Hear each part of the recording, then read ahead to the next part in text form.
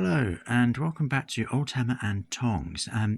It's an early morning here in London, UK, but I just wanted to send you a quick update on my Rogue Trader Imperial Guard army, looking this time at some of the sources that I'm using to paint it. So I'm painting a Imperial Guard army based on the Rogue Trader plastic box set that came out 1989, I think, sculpted by the Perry twins. Amazing artwork by John Blanche. That's going to be my inspiration.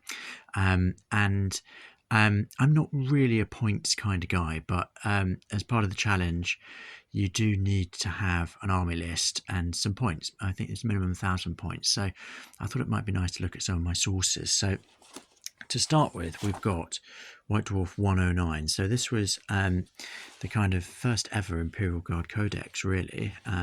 Had loads of amazing narrative and lore and also lists, points.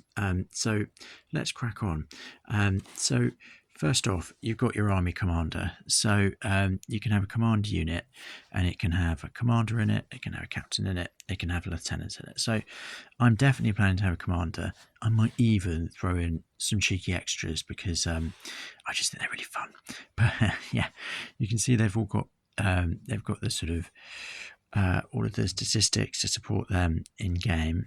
And what you do is you pay for a command unit and then your points vary according to who you have. So we'll go on to the next page and we can talk about them some more. I don't really have anyone on the servitor side. I do have commissars, but I'm planning to use the points from White Dwarf 111 to add them onto the list. Before we skip over, I also just want to have a quick look at these. So Imperial Guard banners. So I'm planning something very similar to this because that's what you have on the box art. I'm not quite sure how I'm going to manage it. It says you can photocopy them, but this is such a sacred text to me, this White Dwarf. I don't really want to smush it up in a photocopier, so I need to figure out a way to get these and make them traceable or paintable, because there's no way I'm talented enough as an artist to do that. So if anyone knows of where there might be a PDF or something online that I can use, please do shout out in the comments, because that would be super helpful. But yeah, of course, you need lots of commissars in your Imperial Guard army, and that taps into the narrative that I've pulled together for it, that there's going to be loads of commissars attaching themselves to Colonel Audacian's regiment and sort of forcing him to do things he doesn't want to do. But yeah, so here you go. Here's your command section. So they're 280 points per section. You've medic, sergeant, orderly, and a couple of guardsmen. And then you have your officer on top, whoever that may be. If that be a commander, a captain, or a lieutenant. And like I say, I'm tempted to have more than one command section, even though that's way more than I'll need, just because they're really fun to paint. So then I'm planning a couple of tactical squads at 200 points each. So that's the classic where you have 7 guardsmen with las guns, a sergeant, someone with a las cannon, and then someone with either a grenade launcher, toxic grenades. Also, you could have flamer, plasma gun, etc. Then support squads. So these are great. They're 445 points, but you get loads of las cannons. So you can have four guardsmen with las guns, 4 with las cannons, and you can also intermingle the las cannons, but you can have alternatives. So you could have a heavy bolter. I'm definitely planning a few of them because I've got some for my squats. You can have plasma guns, and also, again, I've got loads of my squats. Squats are so good for heavy weapons. So I've got some extras. Sadly, I mean, that's so brilliant, isn't it? A conversion beamer. I just don't have a conversion beamer. I don't even really know what it does. A heavy Weber. Those are such classic Rogue Trader weapons that kind of faded away. A conversion beamer. So yeah, maybe I'll find some of them somewhere. If anyone knows what they look like or what they do, please shout out. Now also an assault squad. So I'm intrigued by this. They're a bit cheaper. They're 110 points, but they sound really fun, because you get 7 guardsmen with 2 las pistols, as opposed to a las gun, and then you get 2 guardsmen with plasma guns. Now I'm not sure I actually have enough las pistols to be able to do that, because that would be 14 las pistols plus the sergeant, 15 las pistols in total, which is possibly all the las pistols in my life. So yeah, I'm not sure if that's actually going to work, but I would love it if it could. That would be brilliant. Now I don't quite have capacity to add all of these extras for this particular project. I would really love to at some point, and maybe it will happen. But at the moment, I think I'm going to have to add that at a later stage. I'm really focusing very heavily on the that Road Trader box art from John Blanche, which is sort of those standard guardsmen advancing in mass ranks.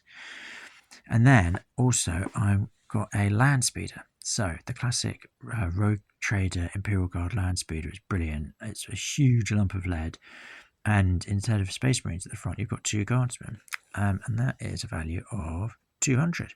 Excellent. So I shall have to stick that on. So that's the sort of core army list. So let's have a look at what we've got next, because this is a slightly niche little element. So this is White Dwarf. Which one is this? This is 111. So this is where they had the squat codex, and I use this very much for my squat army when I painted that a few years ago. But you can, within it, they have a section on Rough Riders, Imperial Guard Rough Riders, and White Shields. Now I'm not sure if White Shields ever got mentioned again, but they're basically brand new recruits. They are unblooded, totally inexperienced. They're not allowed to wear regimental insignia. Their statistics are pretty much the same as normal Imperial Guard, but I just love that little bit of extra narrative from them. So the sergeant is a sort of established NCO. He's allowed to wear regimental insignia, but you'll notice that the troopers don't. I just think that's such a cool concept, that they go in and sort of earn their stripes. So they're 200 points per squad, same as the tactical squad. So I will be having a squad of them, I think, because I think they'll just look awesome and add some really fun narrative to the whole army. Look at these, fabulous. These are brilliant. Sadly, no room for any of these in this particular project, but I will be adding some. Now, on the theme of the White Shields, this is White Dwarf 115 from 1989, I think. Let's check that actually. Yeah, it's from July 1989. And within that, there is this little article on Commissar training squads. Now, again, this never seemed to be mentioned again as a concept, but I think it's brilliant. So it says they teach and train orphans of the Imperial officials until they are ready to become cadet commissars. As such, their training continues on the galaxy's battlefield, where they're formed into special squads. Fighting alongside Imperial Guard units, they are completely devoted servants of the Emperor, whose loyalty and bravery knows no bounds. Look at that. I love the idea of a squad of commissars, and the idea that they're all kind of zealous new recruits, totally inexperienced. They're like the White Shield of commissars. Now, mysteriously, they have a really low point value, only 100 points for 1 commissar and 9 cadets. Now, the only thing that puts me off is that I would need 10 commissars in order to paint this, and I currently have 5 in my army, so I'm going to desperately try to hunt down another 10 commissars that don't bankrupt me. So let's see how we get on. I'm not fully committing to having a commissar cadet squad, but I would absolutely love it if I could. I think they'll really add yet more brilliant narrative to the whole project. And then, so that's points. Like I said, I'm not really a points guy, but you've got to do it for the challenge. I get it, and I may well need to do it if I play with this army in the future, so it's good to do. But I think there's some really fun narrative around that. Now here we have White Dwarf 110, one of the great White Dwarf covers, I should add. So this is from February 1989. 1989 was a good year for White Dwarfs. And at the very back, there is this brilliant heavy metal quick painting methods for Imperial Guard squads. So this was basically to support you in painting that box set. You had 36 miniatures. You wanted to make them look a bit like they do on the box. This is how to do it pretty quickly. And it is such a fantastic guide for a start. Look at the painting on that Commissar. I love him. Now, if I do my Commissar cadets, I think I'll carry on with the white shield vibe. And basically, rather than reds, they'll have whites. So it's as if they had to earn the reds on their uniforms. But for my other commissars, because I'm planning loads, I'll definitely be doing them with those red streaks. Now, here they've got so reverse details. So in that original artwork, a lot of them are kind of gangers. They Necromunda gangs who just joined the guard en masse. And they have these sort of gang signs on their uniforms. as well as their regimental uniforms. There's the command section. I'm planning lots of command sections, as I've already said. Then over here it talks about how to paint your individual guardsmen with facial tattoos and helmet markings, belt buckles and shoulder flash, all sorts. Also, I love this. I love the kill banner. I'm definitely planning to have several with kill banners and kill markings on their weapons. That looks so cool, including on the las cannon. That guy's taken out a lot of people with his las cannon, hasn't he?